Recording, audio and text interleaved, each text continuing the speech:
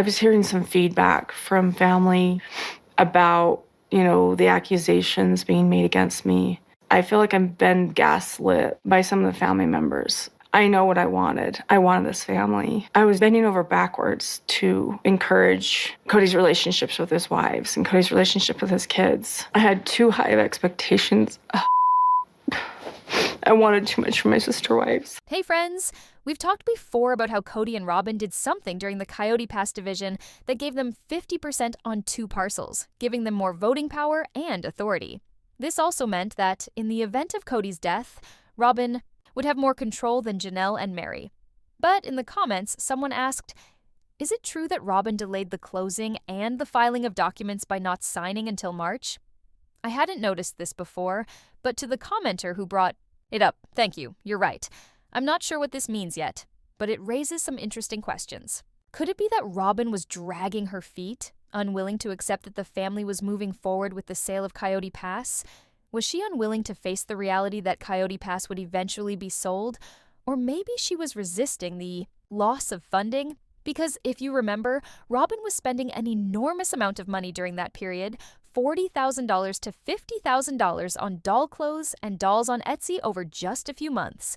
Her spending seemed out of control at that time. Maybe it was her final splurge before this situation unfolded. It also begs the question, could there be a deeper issue in Kody and Robyn's marriage? Their signing dates for these documents were different, months apart. Typically, husbands and wives sign documents together, so this discrepancy is a bit unusual. Is their marriage under stress because of the financial pressure, or is Robyn feeling uncertain about the future? It's possible that her need for financial security is causing more tension. There was an agreement made on September 5th, 2024, between Kody, Janelle, and Mary. This was when they signed documents for a courtesy recording instruction. These were documents they were planning to record, but for some reason, they chose to waive title insurance through Pioneer Title Agency. Waiving title insurance is odd because it's a small cost that typically helps cover any risks, so it makes you wonder why they made that decision. If there are any title issues that come up, like liens being placed or fraud being discovered, title insurance would cover the liability. But in this case, they decided to move forward without it. I guess it's just typical for Kody, who doesn't seem to want insurance for anything, really. Another interesting thing here is that this agreement took place on September 5th, yet Janelle didn't sign off on the deed transfer until January 13th. Kody didn't sign his part until January 17th, and even though that property was ready to be filed, it didn't actually get filed until much later.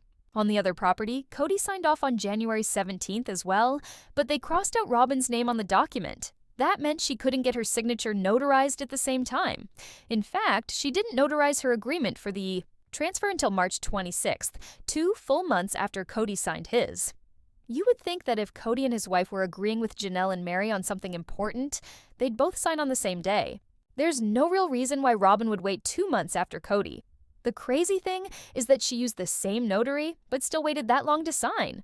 The property was originally in both Kody and Robyn's names, so they had to cross her name out first. Then, Robyn had to go separately to have it notarized. Meanwhile, the agreement had been made on September 5th, and for the other property, Kody signed a loan on January 17th, Janelle signed on January 9th, and Mary signed on January 15th. But again, Robyn didn't sign until March 26th, so she signed 2 months after everyone else had agreed. Now, the big question is, who's really controlling the money here? Who's causing all the drama about the finances? Who's making it harder for the other women to move on, Kody or Robyn? It seems like Kody was at least trying to get things done. Now, just to be clear, I'm not siding with Kody in any way, but my belief throughout this whole Coyote Pass situation has been that Robyn didn't want to let go of the lifestyle Kody had given her. I truly think she wasn't ready to walk away from polygamy, even if it meant holding on to that financial stability. I'll tell you this much from my own perspective. When my husband and I need to sign legal documents, we make sure we do it together. It's just how things should be done. When my husband and I have to deal with closing documents, we're always there together. Whether it's when we bought our house or when we had to close on the construction loan for it, we made sure we were both present. Whenever we've had to refinance or handle any other legal matters, we've always been there for the signing. The same goes for any title documents. We're always together. So, what this tells me is that Kody was attending the closings or going to the title company with the expectation that everything would be filed within a couple of days. Now, if you're Janelle and Mary and just want to put the property on the market so you can move on, having to wait for months because Robyn's holding things up must be so frustrating. It's now April, and who knows when they'll be able to list the property? She's literally made them wait 2 more months. In my opinion, Robyn just doesn't want to let go of the money. It also seems like there might be some serious issues in Kody and Robyn's relationship, because typically, if a husband and wife are making a decision about a property, they'd do it together. The fact that Robyn dragged her feet for 2 months really makes you wonder about their marriage. Kody and Robyn have been seen together, attending events like a butterfly exhibit in Phoenix. So, it's clear they're not separated. But in this case, Kody seems willing to make the necessary moves, even if it's uncomfortable for him. He's clearly trying to get things done, even with all the concessions he's had to make. So this leads me to wonder if it's Robyn who's forcing these delays, possibly because she wants to make sure the property is set up with community rights of survivorship. The funny thing is, Robyn didn't sign that until March, while Kody signed it back in January. Why would a husband and wife sign these kinds of documents on different dates? Could there be issues in their marriage? Is Robyn deliberately holding things up? Or maybe she just doesn't want to give up her assets. It's probably all of the above. From what I've heard, Robyn always believed that any money they made was hers, just because she was Kody's wife. She felt that she had the final say in everything, no matter what McKeely says or what people might lie about to the public. People keep saying that Robyn is the sweetest woman and just wants everyone to get along. But that's not true at all. It's a total lie and doesn't reflect reality. The truth is, Robyn is after the money. That's been her goal from the very beginning. There are moments when it seems like Kody is the driving force behind the situation, but honestly, I believe Robyn and Kody are like 2 narcissists, each with completely different views on what they actually want. I had a feeling this is what would happen, because, let's face it, why would Kody and Robyn publicly steal from everyone if they weren't going to hand over Coyote Pass?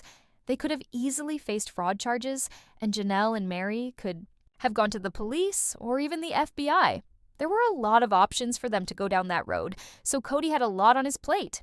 If he wanted to be free and not look like a complete jerk, he would have to come to some sort of agreement. But Robyn's the one who drags things out. It's Robyn who wants Kody to keep trying to reconcile with the other women.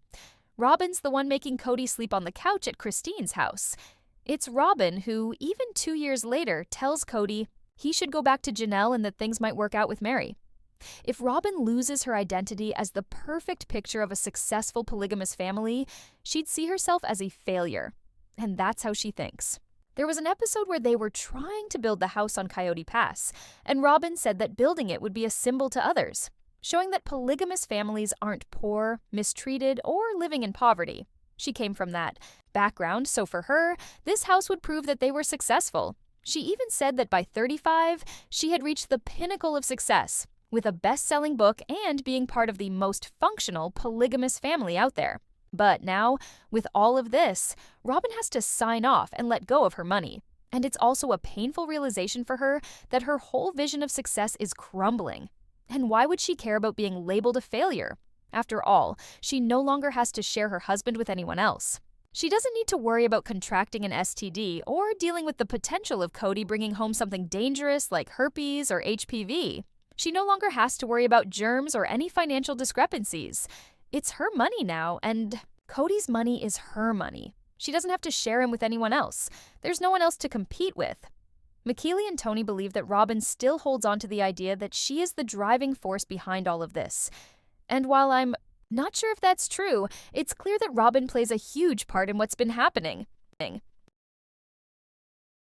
There's a lot of tension in the family, and a huge part of it comes down to Robyn's obsession with money. Her reckless spending created a lot of financial stress within the family, which contributed to many of the women deciding to leave. Ilas Bumber also plays into why Kody prioritized giving all the money to Robyn instead of sharing it with the other wives.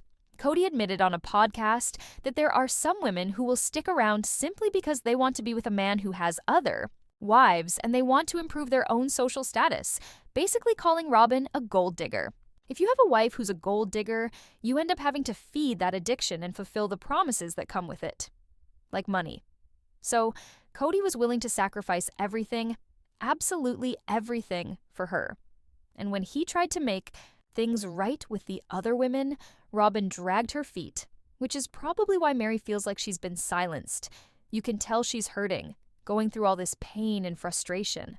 If the situation finally closes on the 27th, Meri will be able to move forward, and Janelle can move on too, because they'll finally have what they need to sell the property.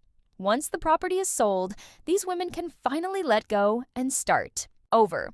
But Robyn kept them in this holding pattern, which is wrong. So, a huge thank you to the person who pointed this out. It's really eye-opening. It's honestly sad to think about how women involved in polygamy live their lives so controlled by the actions of others. Women with no legal rights are stuck in situations they didn't ask for, and it's heartbreaking to watch. The legal wives are stuck at the mercy of the legal wife, having to wait on her for everything to move forward. Kody couldn't do anything without Robyn's consent. He couldn't give Meri and Janelle what they needed without her agreeing. And if it took Robyn from September to March to finally say yes, just imagine all the arguments and struggles Kody had to go through with her just to get something done. Honestly, Kody deserves Robyn because, as Christine said, he's a jerk. And Robyn shouldn't have put Meri and Janelle through this. They're saints for dealing with all this for so long. I just hope that once and for all, the property gets put on the market so that Janelle and Meri can finally sell it and move on. They need to be free of this chaos, and the show should end. Some of you might wonder, why would you want the show to end?